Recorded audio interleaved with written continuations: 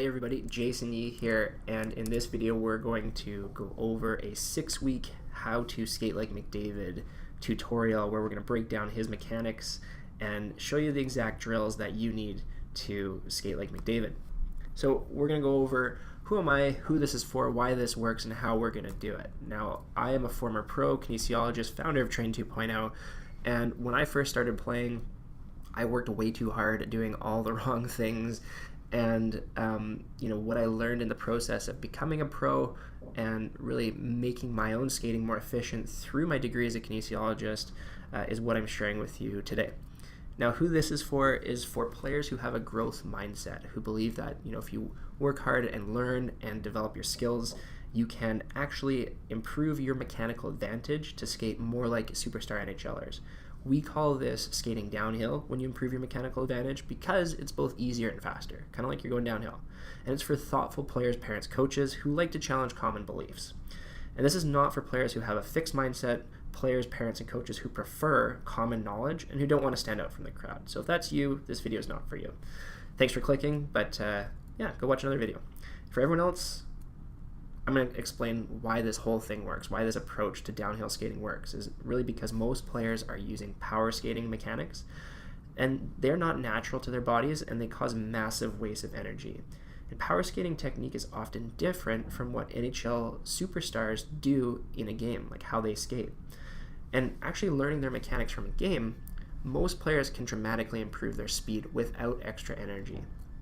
And so here's how we're going to do this. I'm going to coach you over the next 6 weeks here. I'm going to release the first 3 weeks for free on YouTube, and this will make a massive improvement in your skating effortlessness and speed. And then the last 3 weeks will be released inside of the downhill skating system. Now, if you follow my coaching for the next 3 weeks, you test it out, you have an open mind, and you see results, you might want to complete your training over the last 3 weeks.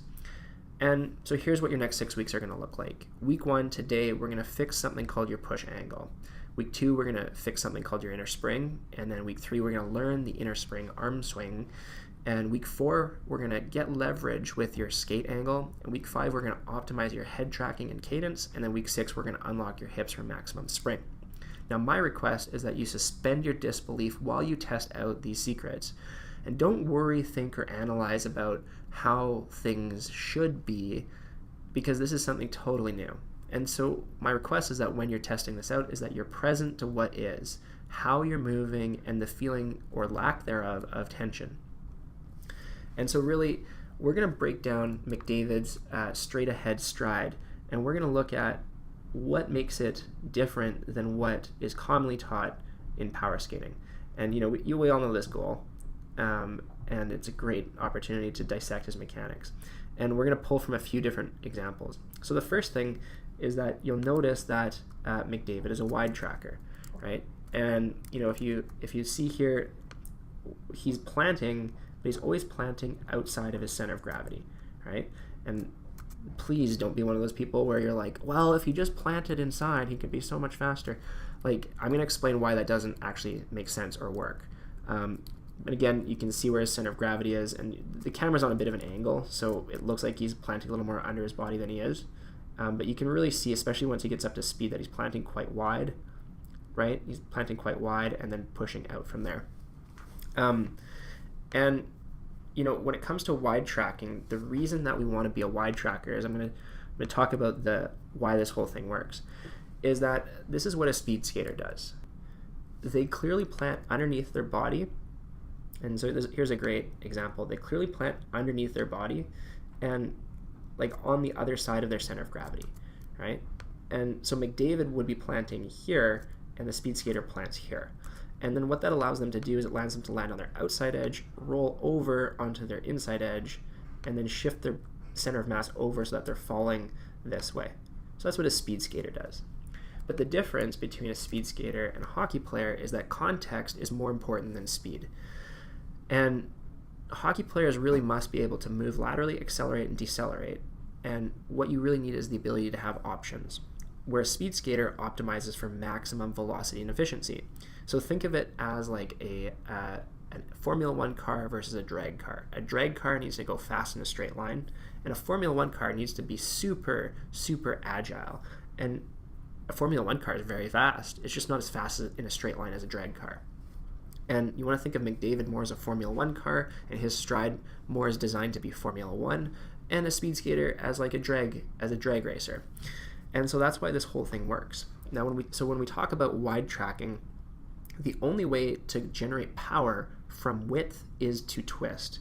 And if you kind of think of like how most people think of a stride, they kind of make it seem like, oh, it's just like flexion. Like, you know, it's like, okay, here I'm here, and you know, I need to flex my ankles and my hip. So this is hip flexion here, this is knee flexion here, and this is ankle flexion here. And then they think that the other part of it is just the extension. So, you know, you just triple extend this way. You hear that all the time, right? You need to triple extend through your hips, knees, and ankles. And that's like the typical power skating, is that you have flexion of ankle, knee, hip, like I just showed you, and then triple extension of ankle, knee, and hip, plus external rotation at the hip. So that's what this toe pointing out is. That's when the hip is facing this way. That's like your typical understanding of the stride. But the way McDavid skates is more like a double plus one extension, and he loads it differently than we think. More ankle pronation, meaning ankle collapse, knee into a more valgus position, which means knee collapse internally, and then your hips turn counterclockwise when it's your right stride. And then the extension occurs in hips and knees first, and then ankles. And I'm going to show you a few different examples of this. And so the first one would be kind of like when we see McDavid, and you know how he kind of has that look like he's swimming? Well, that's kind of what that is there. And so what you're kind of seeing is, first step, plants wide, and then the ankle collapses. So that's the pronation. The second thing is his knee is going to kind of collapse internally, and that's called a valgus alignment. I'm going to show you this a better example with McKinnon. And it kind of like internally rotates. And then, because this is his right foot, right stride, his hips are going to twist counterclockwise. So you're going to see his hips turn this way. And then you see the extension. And the extension is, again, hip and knee first, and then toe. And you're going to see a couple sideways examples of it in a second. So you're getting a different loading pattern than what power skating instructors are telling you, which is ankle pronation, knee collapse, and then hip twist. And then the extension pattern is a little different too, because it's not a triple extension, it's like a double plus one. And I'm going to show you a couple side examples of this. So here's a pretty good example of you know, the side view, where you're going to see the double plus one extension. So you're going to see how he plants, and then you're going to see the hip and knee. You're going to see the hip and knee extend first. This looks like a triple extension. I fully give you that. But we're going to get to a different side angle where we'll see a better version of it once he's at speed. So here you're going to get, there's hip and knee extension there, right? There's your hip and knee extension, and then the last frame is going to be the triple extension, the ankle extension. So that's him at speed, right? And you're going to see it again here too, where again you're going to see hip and knee extension, his heel still on the ice, and then toe extension as he fully twists through. The other thing I'm going to show you is McKinnon, because this gives you a really good look at what I mean by the knee collapse. Now at speed it's not quite as big, but this shows you a really good example of it. So what do we see again? We see ankle collapse, and then we see knee in a valgus knee alignment. So the knee ends up collapsing. So we see ankle collapse, we see knee, valgus, and this kind of like internal rotational pressure allows him to spring. And then the last part we talked about is hips twist. Boom. So you can see how his hips twist that way to generate his power. And then so from here, again, we see the hip and knee extend, and then the last part is the toe off. So my whole point with this is that when you're wide tracking, the only way to generate power is not from a push, but it's from a twist. And so here's what you're going to do. Your coaching this week is to practice two movements. One is called the corkscrew, with specifically double shoulder width, because when it's double shoulder width, you have to twist. And so that looks like this. It's a really simple drill where all you're doing is you just have your feet double shoulder width, and I'll show you what I mean by that. You have your feet at double shoulder width. If this is your shoulder width, you want to have your feet roughly double. You're going to keep your feet on the ice, and you're going to use little C-cuts and the twist of your upper body and lower body against each other to create your movement.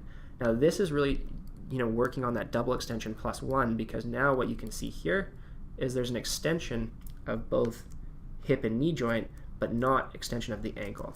So this is really teaching you to use the twist of your hips and your body to generate your movement. And so what this really does is it changes your push angle from being directly back, which causes players a lot of harm in their optionality, to more sideways like this. The second drill that you're going to do is called the stutter step. And this is again to change that push angle from the directly front to back and more to be at the side. And so that is what the two drills that you're going to do this week, and that's going to change your push angle and make it easier for you to twist to stride instead of push to stride. And once you get comfortable with the double shoulder width corkscrew and stutter, you can also add in a corkscrew to stutter, so you can transition between the two. And so do at least 300 reps of each of these drills over the course of this week, and notice what happens to your speed, and notice what happens to your effortlessness, and what happens when you twist instead of push. And now for you, it's time to get to work. Test out these drills with an open mind, and some of you guys may actually want to get started on the downhill skating system, like the full thing, and so I've prepared a free training for you to see what that's all about.